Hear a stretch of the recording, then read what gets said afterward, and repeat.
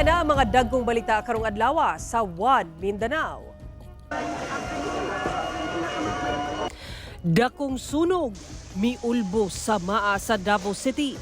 Siyam kabalay, gilamoy sa kalayo kung asa unom ang naugdaw.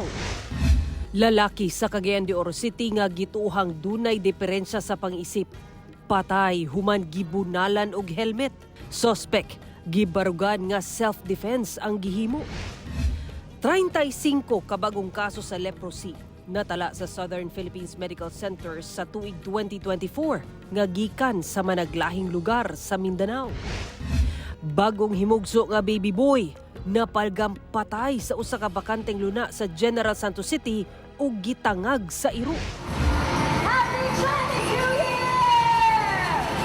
Chinese New Year 2025, sadya nga gisugat sa Filipino-Chinese community sa Davao City ug General Santos City. Ito ang GMA Regional TV 1 Mindanao.